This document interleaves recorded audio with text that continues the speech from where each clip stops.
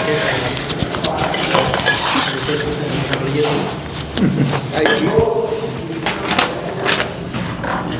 I come in, sir? Yes, come in. Good afternoon, sir. Good afternoon. Ravi Prakash ji Pandey ji sir. कहाँ से हैं? Sir मैं उत्तर प्रदेश में बस्ती ज़िले से हूँ। बस्ती। जी सर। जब महाजनपद काल में बस्ती जो था कहाँ की राजधानी थी? बस्ती सर राजधानी नहीं थी, लेकिन ये कौशल क्षेत्र के अंतर्गत आता था सर। अच्छा, जी सर। कौशल देश की राजधानी नहीं थी श्रावस्ती? नहीं सर। श्रावस्ती या बस्ती एक ही है? नहीं सर, श्रावस्ती अलग है और बस्ती अलग है सर। अच्छा, बस्ती एक जनपद था क्या उस वक्त? नहीं, उस वक्त जनपद नहीं था सर। जनपद का कॉन्सेप्ट थोड़ा सा बाद में आया। अच्छा, परंतु सर। श्रावस्ती। जी सर। श्रावस्ती आपसे कितना दूर है? श्रावस्ती सर लगभग 60 से 70 किलोमीटर दूर है। अच्छा, गुड। बीटेक इन मैकेनिकल जी इंजीनियरिंग सर। 2016। जी सर। और हिस्ट्री आप ऑप्शनल है? जी सर। तो 16 आज कितना हो गया? 8 साल। 23। जी सर। तो 7 साल ये हुए। आपका बीपीएससी का पहला इंटरव्यू है? जी सर। पहले कोई इंटरव्यू दिया है कहीं? नहीं सर। यूपी में दिया इंटरव्यू? नहीं सर, ये मेरा पहला अवसर है। पूरे आयोग का पहला, पीसीएस जी आईएएस सर। में जो भी है सिविल सर्विसेज का पहला है? जी सर। गुड। तो 16 से अभी तक कर क्या रहे थे? सर 2019 तक मैंने नौकरी की प्राइवेट कंपनी में। किस कंपनी में करते थे? सर वहाँ इलेक्ट्रिकल स्टैंपिंग बनती थी, कुमार प्रिसीजन स्टैंपिंग नाम था कंपनी का। अच्छा, वहीं बस्ती में? नहीं सर, ये हरियाणा में बहादुरगढ़। अच्छा, जी। वहीं पर 19 तक जॉब की? जी सर। 19 के बाद प्रिपरेशन में लग गए? जी सर। लॉकडाउन के बाद? नहीं सर, पहले ही मेरा रुझान सिविल सेवा की तरफ ही रहा, तो मैं एनफ मैच्योर होने का इंतज़ार कर रहा था। अच्छा, आदर्श मशीन, आइडियल मशीन जो होता है उसका एफिशिएंसी कितना होता है? आदर्श मशीन की एफिशिएंसी 100% मानी जाती है सर, हालांकि ये संभव नहीं है। अच्छा, एक एजम्पशन है कि भाई जी, एक 100% एजम्पशन है। मोटे तौर पर हम हीट इंजन में अगर लें तो कार्नोट इंजन को हम आइडियल मशीन मान सकते हैं सर। अच्छा, हिस्ट्री ऑप्शनल? जी सर। काहे रखिए, मैकेनिकल इंजीनियरिंग ऑप्शन में तो था शायद? जी सर। इसी को रख लेते आप? सर जब मैंने तैयारी स्टार्ट की तो हिस्ट्री मुझे थोड़ा सा चुनौतीपूर्ण लग रहा था, और मतलब लग रहा था बहुत टफ है, हो नहीं पाएगा। तो मैंने इस चुनौती को मजबूरी बनाने का प्रयास किया कि क्यों अगर चुनौती तो अच्छा होता है कि सिलेक्शन लेना उद्देश्य है। जी जी सर। हमें तो प्रोफेसर बनना नहीं है। जी सर। क्या हम चुनौती से तो लोग अवॉइड करके चलते हैं। हाँ, तो आप इस चैलेंज को क्यों ले लिए? नहीं सर। भाई जो उसमें आसान होता है उसको लेंगे, जल्दी पास करेंगे हम। सर बिना हिस्ट्री के सिविल सर्विस निकालना लगभग असंभव है सर। हाँ, ये बात हो सकती है कि हिस्ट्री का कुछ पोर्शन कुछ थोड़ा ज़्यादा है तो जीएस में भी और फिर ऑप्शनल जी जी सर।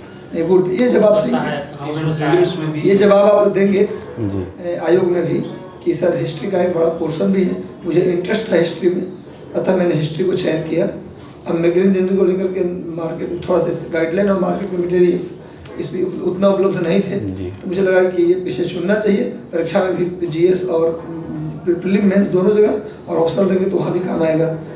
और फिर कल्चरल ऐसे है जी उसमें भी काम आ जाएगा। बिल्कुल। तो इसलिए सर मैंने इसको अडोप्ट किया, एक बड़ा सेक्शन कवर कर रहा था। जेन्युइन उत्तर, ऐसा उत्तर जिससे लगे कि ना ये हो सकता है जी आंसर। हो गया चैलेंज भी, नहीं मतलब सर कटा सकते हैं लेकिन सर झुका सकते नहीं, जी। ये वाला उत्तर नहीं होना चाहिए। ठीक है। अच्छा, हिस्ट्री में कौन सा पार्ट आपको बहुत बेहतर लगता है कि भाई इसमें हम कंफर्टेबल हैं, इसमें जब आएगा तो हम बोल भी लेंगे, लिख भी लेंगे? सर एंशिएंट हिस्ट्री मुझे थोड़ा सा अच्छा लगता है। तो बताइए, तो मुझे ये एक है प्री हिस्ट्री, जी सर। प्रोटो हिस्ट्री, जी सर। एक है हिस्टोरिक। जी। क्या डिफरेंस तीनों के बीच में? सर प्री हिस्ट्री एक ऐसा हिस्ट्री का एक ऐसा पोर्शन है जिसमें सर हमें लिखित साक्ष्य नहीं प्राप्त हैं, सिर्फ हमें पुरातात्विक साक्ष्य प्राप्त हैं। जबकि प्रोटो हिस्ट्री हम हड़प्पा सभ्यता से जोड़ के देख सकते हैं। यहाँ हमें लिखित साक्ष्य तो प्राप्त हैं लेकिन हम उनको पढ़ नहीं सके अभी। और हिस्ट्री में सर हमारे पास लिखित साक्ष्य भी हैं और हमने उनको पढ़ने में सफलता भी प्राप्त कर ली। हड़प्पा सभ्यता, जी सर। ऐसा क्या था जी। जिसको आप आज इम्प्लीमेंट चाहेंगे कि आज भी ऐसा होता? जब एक बात बताइए, एक ऐसा इम्पोर्टेंट बताइए, एक बताइए जो आपको सबसे बेहतर लगता था। सर हड़प्पा सभ्यता में बेहतर चीज़ें तमाम थी, लेकिन मैं एक तरफ मतलब ध्यान आकर्षित कराना चाहूँगा कि हड़प्पा सभ्यता का पतन अभी तक जो भी रिसर्च आई है उसमें ये माना गया कि इनका कारण पर्यावरणीय रहा है।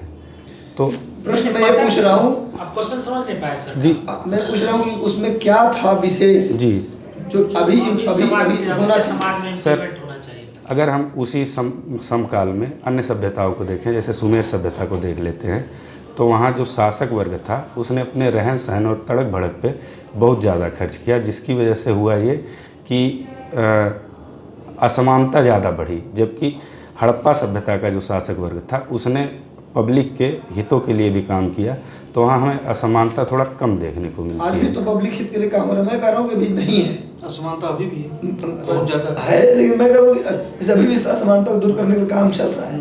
मैं कह रहा हूँ अभी कोई चीज़ नहीं हो रहा है। हड़प्पा सभ्यता की ऐसी बात, जिससे मान लीजिए ड्रेनेज पैटर्न बहुत बेहतरीन था उनका, जी सर। है ना। तो मैं कह रहा हूँ ऐसी कौन सी चीज़ थी हड़प्पा की जो आज नहीं है और आप उसे इम्प्लीमेंट करना चाहिए? इम्प्लीमेंट करना चाहिए। हमारा प्रश्न ये था। थोड़ा सर मैं समय लेना ले चाहूँगा। लीजिए। आप समझ लीजिए, इसको मैं और सिंप्लीफाई कर देता हूँ, समझिए चीज़ों को। जी हड़प्पा संस्कृति में जो आपने पढ़ा कि जी। उस समय नाला हुआ करता जी, था, जी, मेन सर। चौराहे से निकलता था, शहर साफ हुआ करते थे, है ना। तो इस तरह के क्या नया चीज़ जो हड़प्पा संस्कृति से आज भी उसको लिया जा सकता है, उसके विषय में ये जानना चाह रहे हैं। हड़प्पा सभ्यता से सर हमने ज़्यादातर चीज़ें तो अडॉप्ट कर ली हैं, और बहुत रेयर चीज़ें ऐसी बची होंगी जिन पे मैं ध्यान नहीं दे पा रहा हूँ अभी सर। नहीं, कि क्वेश्चन वो- नहीं समझ पा रहे हैं, छोड़ दीजिए इनको, क्वेश्चन नहीं समझ अच्छा, पा कोई रहे बात नहीं। हैं। इनको आपको मैं समझा रहा हूँ सर, एक सेकंड, आपको मैं समझा रहा हूँ।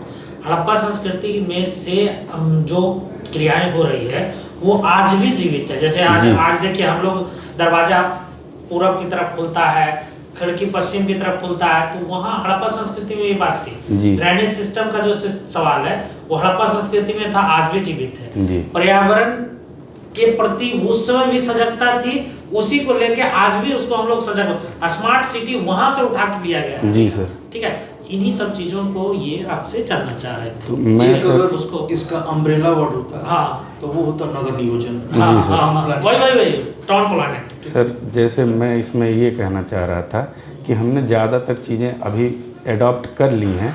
नहीं, आपको कॉन्क्रीट बताना है, आपको वो नहीं बताना। जैसे आपको हाँ जो सर। पूछा गया है उसका सिर्फ जवाब देना है, एक लाइन में। अच्छा, डिस्कशन ऑन करंट अफेयर्स। जी सर। Current issues। जी सर। तो मतलब ज़्यादा इंटरेस्टिंग पार्ट है आपका ये। जी मुझे बताइए कि अभी हाल ही में जी जो कुश्ती संघ को भंग किया गया, जी सर। कौन चुने गए थे अध्यक्ष, जिसके बारे में बृजभूषण शरण सिंह ने कहा कि दबदबा था, दबदबा है, दबदबा रहेगा? जी कौन थे वो सर, ये अध्यक्ष? संजय सिंह जी थे। अच्छा, तो वो ऐसा माना जाता था कि बृजभूषण जी के पिछलग्गू मान सकते राइट, हैं। पिछला वो आपने कहिएगा, राइट हैंड कहिएगा या हाँ। योगी कहिएगा, या करीबी। करीबी हाँ, कहिएगा। करीबी थे। हाँ। तो ऐसा माना जाता था कि वो उनका प्रभाव बना रहेगा।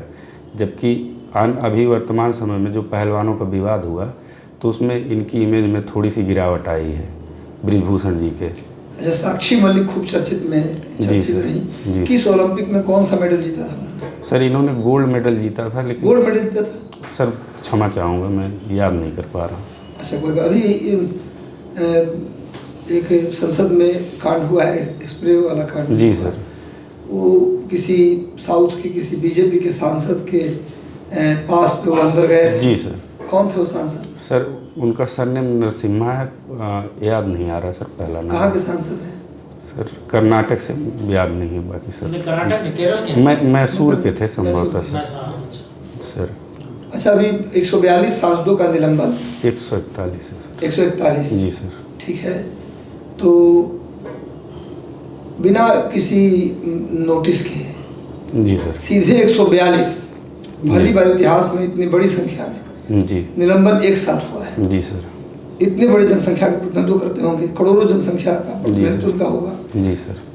ये कर देना उचित या अनुचित, यही दो शब्द बोलना है आपके नज़र में। ये कानूनी तौर पे तो संसदीय नियम कानून सही हुआ होगा, जी सर। लेकिन वो तो कानूनी तौर पे सही है, पर आपको क्या लगता है, सही या गलत? सर मेरे हिसाब से ये चीज़ें सही थी। क्यों सही थी? क्योंकि सर आप एक बार उनको नोटिस भी देना चाहिए था, जी सर। या उनको मौका देना चाहिए था। और डिमांड क्या कर रहे थे? हमारे लोकतंत्र में तो विपक्ष को मानकर स्पीकर से डिमांड कोई कुछ फेंक तो नहीं रहे थे बना बनाए कागज जी। स्पीकर के बारे में कई बार लोग गए हैं। यहाँ तक कि जब कांग्रेस सरकार थी तब बीजेपी वाले खूब जाते थे और कभी इस तरह घटना नहीं घटी कि उनको निलंबित कर दिया गया। और जब इनकी सरकार आई तो निलंबित कर दी। मैं देखिए पॉलिटिकल सवाल आपसे नहीं पूछ रहा हूँ, नहीं सर, आपको क्या लगता है कोई मौका मिलना चाहिए था?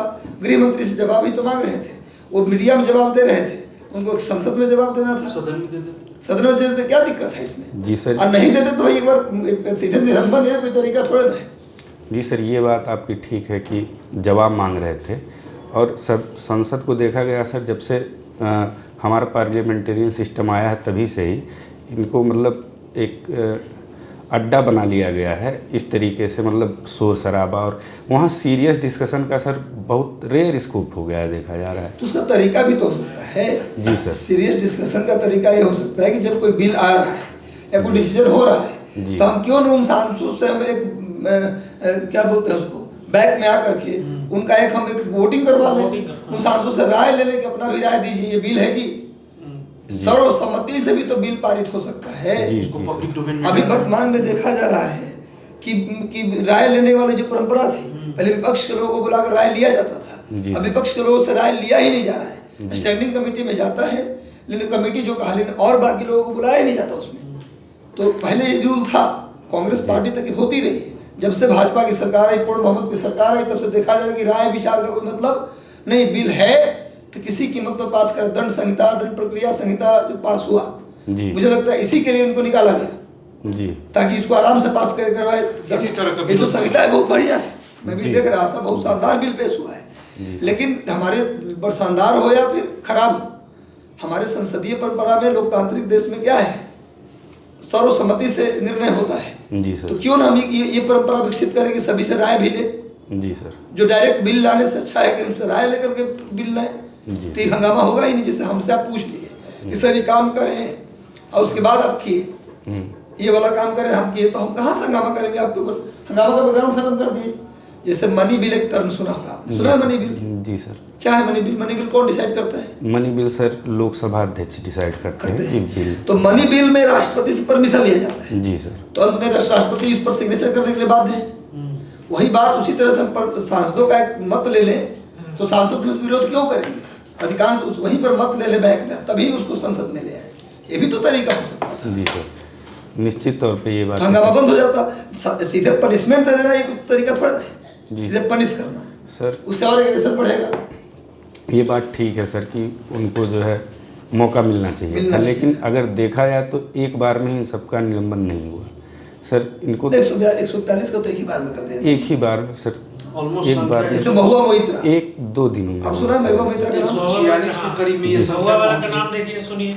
मोहम्मद नाम सुना है? जी सर। मोहित्रा क्वेश्चन उठा रहे हैं तो उसको। उसने कैश फॉर क्वेश्चन, कैश लिया, क्वेश्चन पूछा, ठीक है। एथिक्स कमेटी ने कहा भी दिया कि ये है दोषी। जी सर। लेकिन एक बार उस सांसद को भी तो था निलंबन से पहले कि आप आइए, आप दोषी करार दे दी गई हैं, अपनी पक्ष रखिए कि आपने ऐसा क्यों किया, उसके बाद निलंबन होता। Show cause notice, at least show cause notice तो जाना चाहिए था। लेकिन न उनको बोलने का मौका, सीधे निलंबन। ये जो निलंबन का खेल है, इसको आप अब बताइए, नया क्वेश्चन कि निलंबन ऐसे ये इसको क्या मानते हैं? मतलब इसमें कोई और रास्ता होना चाहिए, फिर सीधे निलंबन सही है? नहीं सर, सीधे निलंबन तो सही नहीं है। एक बार मौका मिलना जी, चाहिए। मौका मिलना चाहिए और दो पक्षों को सुना जाना चाहिए। हाँ, इसमें बिल्कुल बिल्कुल ये बात होना चाहिए जी। यही उचित जवाब भी आप सब, आपको यही जवाब दिलवा देना है कि सर बिल्कुल उनको एक मौका मिलना चाहिए था, या उनसे बात करने की कोशिश की जानी चाहिए थी कि आखिर ये सांसद क्यों इतना एग्रेसिव है। गृह मंत्री से भी उनको बात करके जवाब देने को कहा जा सकता था, बिल्कुल कहा जा सकता था। ये जवाब देने में कोई झिझक नहीं होनी चाहिए। ऐसा नहीं कि जो सरकार का डिसीजन हो गया वो हो गया। जी जी सर। ये लोग बोलना चाहिए, लोकतांत्रिक देश है सर, निलंबन एक अंतिम विकल्प था सर। उससे पहले भी कई सारे विकल्प होने चाहिए, जिससे उनसे बात करना, मुद्दों पर चर्चा करवाना, और उसके बाद गृह मंत्री से अगर जवाब मांग रहे थे तो गृह मंत्री ये चीज करना। अच्छा, दंड संहिता, भारतीय दंड संहिता, प्रक्रिया संहिता नहीं, उसका नाम बदल न्याय संहिता कर दिया। जी सर। क्या चेंज हुआ पहले से अभी तक? सर, दंड संहिता जो है वो राज्य को केंद्र में रखता था, शासन वर्ग को केंद्र में रखता था, और न्याय में सर जनता को केंद्र में रखा एक तो ये, दूसरा सर, एक तो ये हो गया कि राज्य से जनता केंद्रित हो गया। दूसरा सर, जनता को न्याय प्रदान करने के लिए ये कानून लाया गया, ना कि जनता को दंड देने के लिए। एक लोकतांत्रिक देश में सर जनता को न्याय की ज़रूरत होती है, दंड की ज़रूरत नहीं होती है। चलिए ठीक है। करंट इशू पे ही चर्चा हो रही है, तो आप बताइए कि ये अभिनव बिंद्रा वाला कांड तो आप सुने होंगे? नहीं, वो अपनी पत्नी को मारे पटे। ये सर विवेक बिंद्रा जी। विवेक बिंद्रा, जी सर। विवेक बिंद्रा, सॉरी, जी सर। विवेक बिंद्रा जो है, तो उनका जो है अभी काफ़ी ट्रेंडिंग है, तो इसको आप किस पॉइंट ऑफ व्यू से लेते हैं? सर अगर उनकी पत्नी की बात की जाए तो जब तक सर ये जांच पूरी नहीं हो जाती है तब तक कोई भी डिसीजन देना मात्र आरोप के आधार पर वो ठीक नहीं होगा। नहीं, तो ये तो डोमेस्टिक वायलेंस हुआ है, सामने से तो दिख रहा है सर। या इस प्रकार की प्रवृत्ति नहीं बढ़ रही है? ये प्रवृत्तियां सर कोविड के बाद से बढ़ती रही हैं। हाँ। और इसे एक आभासी महामारी का भी नाम दे दिया गया है। अच्छा, क्या कहा गया आभासी महामारी के? आभासी महामारी मतलब सर ये डोमेस्टिक वायलेंस ऐसे बढ़ रहा है हाँ, कि मतलब ये बढ़ता चला जा रहा है सर। सुडो वायलेंस के रूप में इसको देखा जाए। जी सर। तो अगर इनके ऊपर इनकी पत्नी ने आरोप लगाया है तो सर उसकी जांच से पहले कुछ नहीं कहा जा सकता कि ये दोषी हैं कि नहीं है। लेकिन अगर डोमेस्टिक, मैं उसके कांड वाली पे बात नहीं कर रहा हूँ, मैं ये कह रहा हूँ कि आप इसको समाज में किस रूप में देखते हैं कि सामाजिक हिंसा जो फैल रहा है इस तरह के, तो इसको आप किस विचार से देखते हैं? क्योंकि ऐसे बहुत कांड हो रहे हैं, सिर्फ वही नहीं है, और भी लोग जो है पिता पुत्र के साथ झगड़ा कर रहा है ना, कहीं कोई चोरी कर रहा है, कोई रास्ते में जा रहा है चाकू मार दे रहा है। तो क्या आपको ऐसा नहीं लगता कि अभी के समय में हम इतने पढ़े लिखे लोग होकर भी सामाजिक हिंसा विकसित हो गई है? आपको ऐसा सर कोई भी हिंसा टेंशन से उत्पन्न होती है, और टेंशन देखा जाए तो सर आज इस पूंजीवादी युग में हर आदमी पैसे के पीछे भाग रहा है। तो पैसे पैसे के पीछे भागने के क्रम में तमाम तरीके के अच्छे बुरे जो भी काम करने पड़ रहे हैं, तो उससे एक तनाव उत्पन्न हो रहा है, और उस तनाव को निकालने के लिए एक माध्यम की ज़रूरत है। तो कोई परिवार का मिल रहा है, कोई समाज का मिल रहा है, तो ये चीज़ें हो रही हैं। और चोरी को भी इसी दृष्टिकोण से देखा जा सकता है कि पैसे के लिए ही चोरियां हो रही हैं ज़्यादातर। तो चोरी का प्राथमिक उद्देश्य ही पैसा है। तो इसको हम ये नहीं कह सकते हैं कि भौतिक इंद्रियों की इच्छा की पूर्ति के लिए ये सारी कार्य यहाँ पे किया जा रहा है? जी सर, ऐसा कह सकते हैं बिल्कुल। भौतिक इच्छा, तो इसमें भौतिक के इंद्रियों की इच्छा में आखिर इस तरह का डिजायर समाज में क्यों डेवलप हो रहा है? सर इसको डेवलप करने का मुख्य श्रेय पूंजीवादी व्यवस्था को जाता है, जहाँ सिर्फ दौड़ाया जा रहा है और ये बताया जा रहा है कि आपको ये चाहिए, इसके बिना आपका जीवन अधूरा है। अच्छा, आपने कहा था अभी इससे पहले कि आप कहीं काम कर रहे हैं, जी किए सर, थे जी सर। पूंजीवादी पे ही बात, मुझे ऐसा लग रहा है कि आप भी कुछ से कहीं ग्रसित हैं। तो जहां आप काम कर रहे थे वहां आपके साथ किस तरह का व्यवहार किया जाता है? क्या आप कभी डोमेस्टिक वायलेंस का शिकार हुए हैं? नहीं सर, मैं डोमेस्टिक वायलेंस का शिकार नहीं हुआ हूँ। हाँ। और जहाँ मैं काम कर रहा था वहाँ मुझे प्रॉपर सम्मान मिला और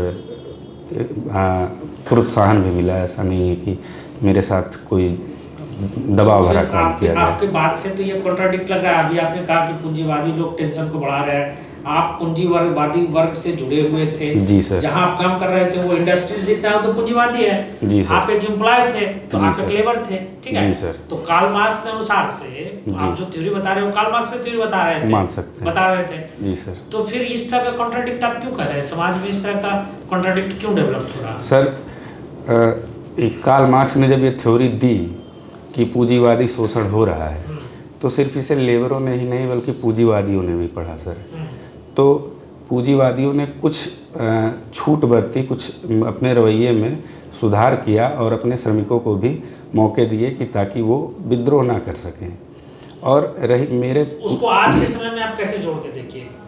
आज के समय में उस समय तो मान लीजिए उसने डाइल्यूट कर दिया, तो आज में इस तरह का जो हिंसा हो रहा है, जी सर, जहाँ जो संपन्न वर्ग के लोग हैं उसमें देखिएगा कि ज्यादा हिंसा की प्रवृत्ति हो रही है। जैसे अभी आपको मैंने बिंद्रा का उदाहरण दिया, उससे कुछ दिन पहले नोएडा में एक घटना घटी थी जिसमें पार्किंग के लिए गार्ड जो था वो रॉन्ग पार्किंग के लिए कहा कि आप यहाँ गाड़ी नहीं लगाइए, आपका साइट जो है जेन्युइन साइट यहाँ लगाइए, सही तरीका गाड़ी पार्क करने का है। जी सर। उसके चलते उस महिला ड्राइविंग जो महिला कर रही थी गाड़ी का, उसका वो तो उसने कुछ नहीं बोला, लेकिन उसका भाई या संगे आकर जो गार्ड सो रहा था रात में उसको खूब पीटा और इस तरह का वायलेंस किया। तो इसको आप आपको नहीं लगता कि एक सामाजिक हिंसा की प्रवृत्ति तेजी से बढ़ रही है? ये सब प्रतिष्ठा जो झूठी प्रतिष्ठा है, अच्छा इसके कारण भी हो रहा है सर, अगर देखा जाए तो। अच्छा, मतलब भौतिक इंद्रियों को खुश करने के लिए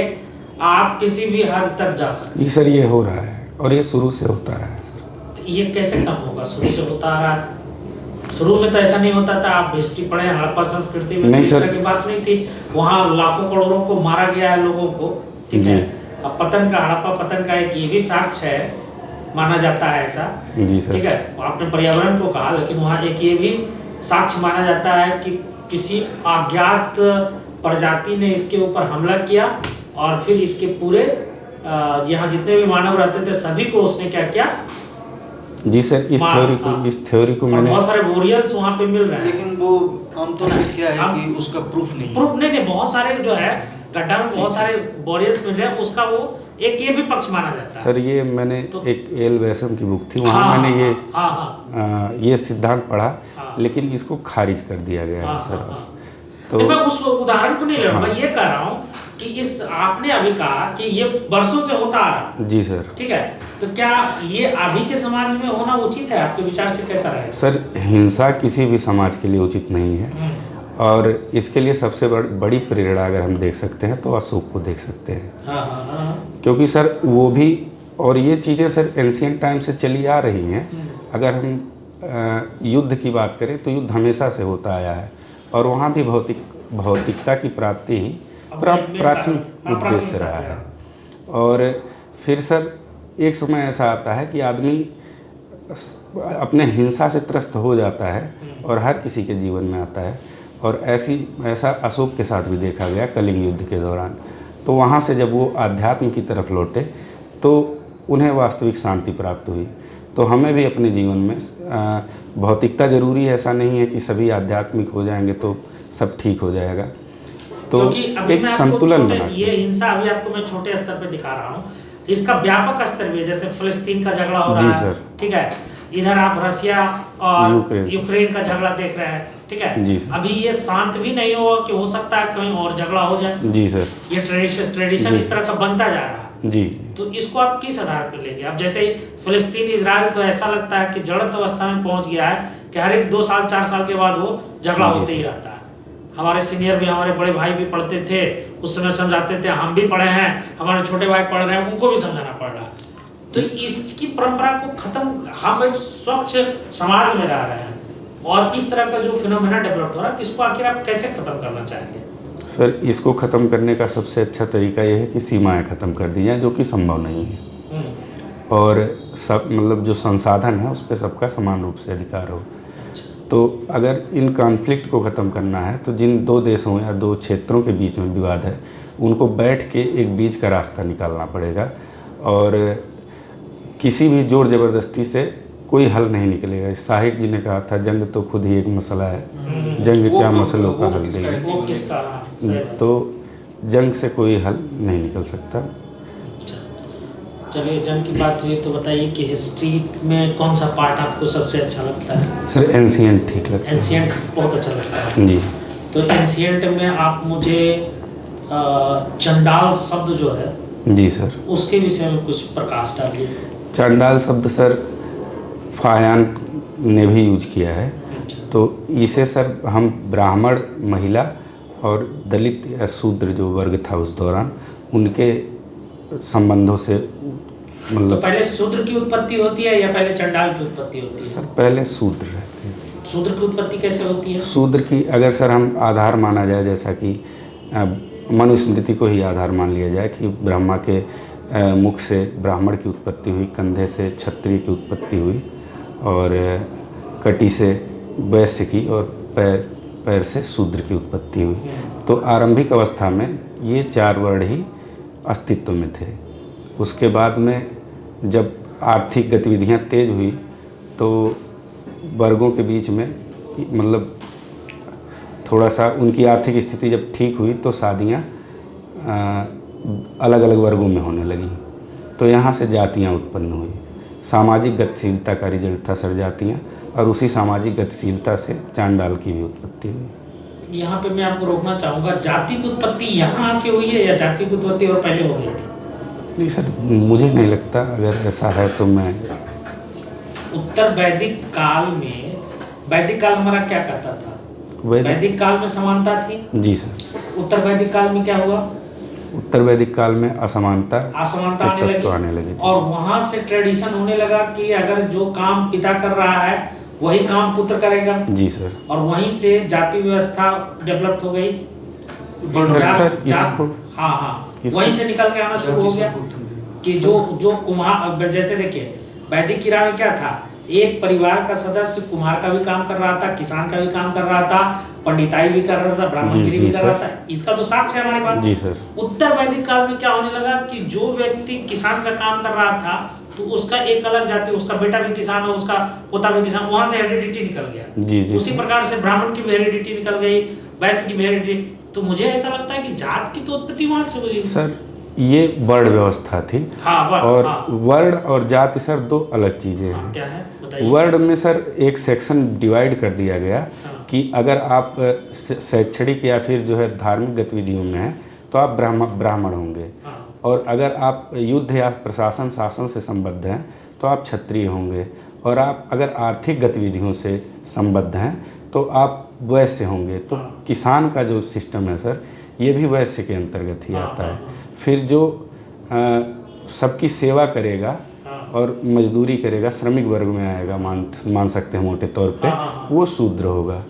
तो ये वर्ण व्यवस्था थी सर। तो वर्ण व्यवस्था तो जात भी तो बना ना, जात आगे चल नहीं सर, जात आगे चल के बना। वर्ण के अंदर भेद हुआ। वर्ण के अंदर भेद हुआ। वर्ण सर जब व्यापक तौर पे अपना स्थायित्व नहीं रख पाया और विभिन्न वर्ण एक दूसरे से मिश्रित होने लगे, तो ये संकट उत्पन्न हुआ कि अब इनको किस वर्ग में रखा है, किस मतलब वर्ण में रखा जाए।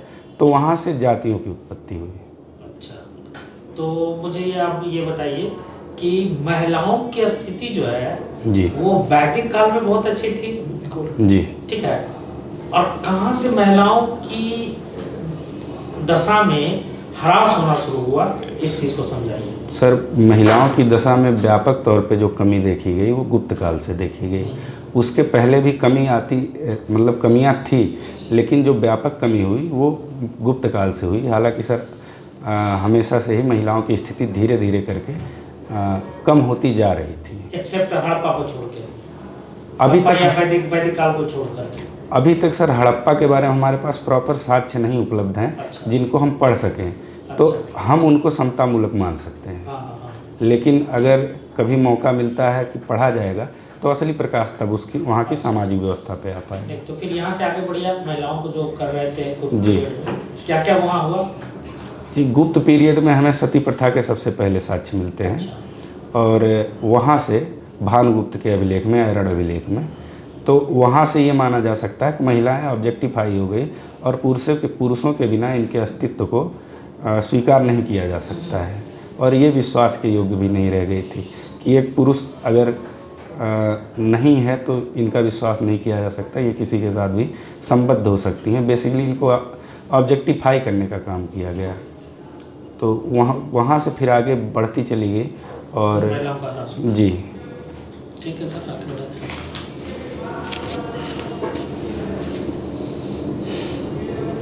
मैकेनिकल को जो है कोर ब्रांच कहा जाता है। जी सर। ठीक है जी। इलेक्ट्रिकल और वो सिविल के साथ। जी सर। तो ये बताइए कोर क्यों कहा जाता है इसे? कोर ब्रांच इसलिए कहा जाता है क्योंकि ये मटेरियलिस्टिक अप्रोच रखती है सर। और इसमें जैसे दृश्य चीज़ों का यूज होता है। जैसे आप बिल्डिंग मटेरियल मान लेते हैं सिविल में, वैसे ही स्टील, आयरन या इस टाइप के जो मटेरियल्स होते हैं उनका यूज मैकेनिकल में होता है। और इलेक्ट्रिकल में भी ऐसी चीज़ों का यूज होता है जिन्हें हम देख सकते हैं और जिनको महसूस कर सकते हैं, छू सकते हैं। ऑटोमोबाइल इंजीनियरिंग को किस में रखेंगे? ऑटोमोबाइल इंजीनियरिंग को सर मैकेनिकल में ही रखेंगे। उसका हार्नेस, उसका क्रैंक शाफ्ट, ये सब? जी सर, ये मैकेनिकल डिवाइसेस में आ जाती है।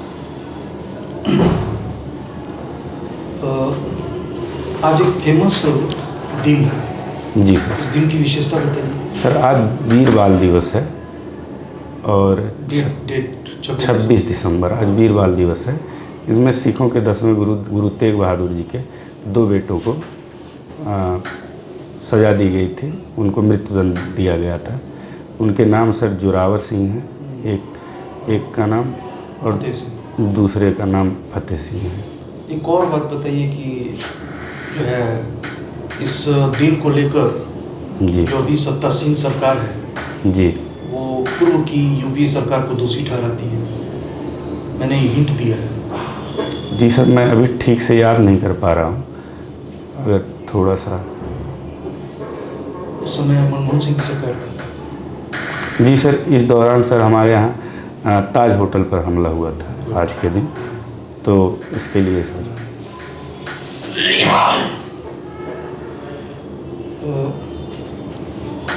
एक हिंसक राजा से हिंसा छोड़ना जी और फिर उससे शांति और जो है दया करुणा उदारता जी की जो है मतलब उम्मीद रखना कहाँ तक ये थी? सर, अगर हम अशोक को देखें तो उन्होंने ऐसा किया तो ये एक प्रेरणा हो सकता है, और हिंसा छोड़ी नहीं जा सकती। अगर हम अशोक को देखें सर, तो उन्होंने भले ही हिंसा का त्याग किया लेकिन अपनी सेनाएं नहीं भंग की। तो ये सबसे बड़ी डिप्लोमेटिक सीख है कि हम शांत रह सकते हैं, शांति का समर्थन करना चाहिए, लेकिन अपने आप को तैयार रखें कि हम कभी भी युद्ध के लिए अपने आप को हमेशा तैयार रख सकते हैं। जंगल में जो सीधा पेड़ होता है सबसे पहले वो काटा जाता है। जी सर। ठीक है जी सर। और हमारे एक महान मनीषी का ये कहना था कि अगर शांति चाहते हो तो युद्ध के लिए हमेशा तैयार रहो। जी सर। परिप्रेक्ष्य में बताइए वर्तमान परिप्रेक्ष्य। वर्तमान परिप्रेक्ष्य में भी सर, अगर हम देखा जाए तो दो पड़ोसियों से घिरे हुए हैं जो चुनौती है, एक पाकिस्तान है, एक चीन है। तो हमारा सबसे पहला फोकस यही होना चाहिए कि सीमा पे शांति रहे। ये सर लोगों के लिए भी ठीक है और अर्थव्यवस्था के लिए भी ठीक है और पूरी दुनिया के लिए ठीक है। लेकिन कभी भी सर, जैसा कि हमने गलवान घाटी में भी 2020 के जून में देखा, वहाँ भी झड़प देखी गई और पाकिस्तान से भी आए दिन छुटपुट हमले होते रहते हैं। तो अगर ऐसे में हम शांत रहते हैं और सतर्क नहीं रहते हैं तो हमारी इंटरनल सिक्योरिटी पे बहुत बड़ा खतरा होगा। जबकि अगर हम अपने आप को मुस्तैद रखते हैं तो अपने आप को बचाए रख सकते हैं। अच्छा, ये अभी फ्रांस के जो राष्ट्रपति हैं जी सर। वो भारत आने वाले हैं। जी। क्या नाम है उनका? इमैनुअल मैक्रोन है सर। उसके पहले जो है कौन आने वाले थे? उसके पहले सर जो बाइडेन आने वाले थे तो अमेरिका उन्होंने के। अंतिम समय में क्यों ऐसी कर दिया, मना कर दिया इसके लिए? सर, अंतिम समय मना करने का कारण उनके अमेरिका में एक अमेरिकी सिटीजन जो कि हमारे हिसाब से आतंकवादी है, उनकी हत्या की साजिश में एक आरोपी को पकड़ा गया। तो अमेरिका का ये कहना है कि हमारी धरती पे षड्यंत्र रच रहा है भारत। तो इस दृष्टि से थोड़ा सा रिलेशन में थोड़ी बहुत हम खटास मान सकते हैं, लेकिन इसका कोई बहुत व्यापक मैं नहीं देखता हूँ कि यार मतलब नुकसान अभी होगा। जो है पाकिस्तान में जी ये रॉ के द्वारा जी मैंने ये कहा जा रहा है कि बहुत सारे जो मोस्ट वांटेड जी इंडिया के वो फ्यूजिटिव टेररिस्ट जी। की वजह वहाँ पे मारे जा रहे हैं चुन चुन के, जी और उसकी प्रतिक्रिया के रूप में घाटी में आतंकवाद और ज़्यादा बढ़ गया है। जी अभी हालिया फिदाइन हमला हुआ, 5 जी। उसमें थी मारे गए, फिर उसके पहले जो है अधिकारी मारे गए। ठीक है, जी तो इसको कैसे देखते हैं? सर, जो क्रिमिनल है वो कहीं भी रहे, उसको सज़ा तो देनी ही चाहिए, इसमें कोई दिक्कत नहीं। बाकी सर, हमें अपनी सिक्योरिटी को मजबूत इतना रखना होगा, और हर समय, जैसा कि पहले भी हम बात कर चुके हैं सर इस पर, कि सिक्योरिटी को हमेशा मुस्तैद रखना होगा किसी भी हमले के लिए। और अगर कश्मीर जैसे जगहों पे देखा जाए तो वहाँ जनता का विश्वास जीतना बहुत ज़्यादा ज़रूरी है, क्योंकि धार्मिक चीज़ों को आधार देके पाकिस्तान वहाँ पे अपनी पैठ बहुत मजबूती से बना सकता है। बहुत संवेदनशील क्षेत्र है। तो ऐसे में मुझे लगता है कि भारत को विश्वास वहाँ पे ज़्यादा मजबूत करना होगा, वहाँ के लोगों में अपनी पैठ बनानी होगी। एयर बोशन की अपने किताब की जिक्र किया। जी सर। क्या नाम था उनकी बुक का? The wonder that was India. Wonder that is India. हाँ, वंडर दैट इज अद्भुत बात। जी 2010 के पहले वो सिविल सर्विस एक्सपीरियंस की एक मतलब वेल नॉन और अच्छी बुक थी। इवन उसके वॉल्यूम 1 और वॉल्यूम 2 तो जी सर। उसको काफ़ी रिसर्च करके, और सबसे बड़ी बात है कि हमारे 2 महाग्रंथ, जी ठीक है, रामायण और महाभारत, जी उसी को उन्होंने करके उस पर रिसर्च करके काफ़ी बढ़िया उसमें मिल गया। अच्छा, फ्रेस्को और टेम्पोरा क्या है? सर ये पेंटिंग की विधि है, और फ्रेस्को के अंतर्गत मैं सर थोड़ा सा अगर अनुमति हो अंदाज़ा लगा सकता हूँ। फ्रेस्को के अंतर्गत सर गीले प्लास्टर पर पेंटिंग करके उसको छोड़ दिया जाता है। टेम्पोरा में सर याद नहीं कर पा रहा हूँ अभी, टेम्पोरा में संभवतः सूखा प्लास्टर। जी सर। अच्छा, ये बताइए कि कहा जाता है कि गुप्त काल को पहला क्लासिकी कहा जाता है। जी सर। और उसमें ये तरह तरह का अथी दिया जाता है। जी सर। लेकिन अगर देखा जाए जी। तो उसमें जो गुप्त काल में चांदी के सिक्के हैं रामगुप्त के बाद के वो मिलते नहीं है। जी। दूसरा चीज़ सोने के सिक्कों में उत्तरवर्ती गिरावट आती जाती है। जी सर। ठीक है, और उसमें इतनी कमी आती है जी सर। मात्रा में। फिर उसके अलावा जो है ये जो हमारी केंद्रीकृत प्रणाली थी, शासन व्यवस्था, जी, उसमें गिरावट दिखता है। जी सर। आगे चल के साम्यवादी व्यवस्था ऐसी होती है। जी। महिलाओं को जो है वो समझिए कि ज़्यादा अब उनको कम आंका जाता है, महत्व तो कम मिलता है। जी। फिर उसके बाद अछूत और रीति की अवधारणा और ज़्यादा कड़ा हो जाती है। जी सर। ठीक है, तो जी। ये सब तमाम उस पर ऑब्स्टिकल्स हैं जो कि ये स्वर्ण युग की अवधारणा को जी सर। गलत साबित करते हैं। कैसे इसको? सर जो स्वर्ण युग की अवधारणा थी वो ब्रिटिश काल में हमारे राष्ट्रवादी विद्वानों द्वारा दी गई, अपने अतीत के गौरव को दर्शाने के लिए कि हम भी प्रॉपर समृद्ध थे और हम किसी से कम नहीं थे। लेकिन जब मार्क्सवादी विद्वानों ने अपना रिसर्च स्टार्ट किया तो उसमें ये पाया गया कि गुप्त काल में महिलाओं की स्थिति खराब हुई, और धीरे धीरे ये भी देखा गया कि आर्थिक गतिविधियाँ केंद्रीकृत से विकेंद्रीकृत होती रहीं और कुछ कमज़ोर भी होती रहीं।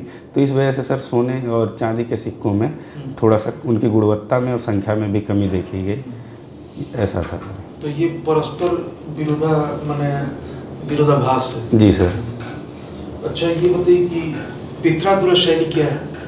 पित्रादुरा शैली ये नक्काशी की एक शैली है जिसमें दीवारों पर या जो भी डिजाइन्स हैं उन पे मतलब रत्नों को जड़ा जाता है।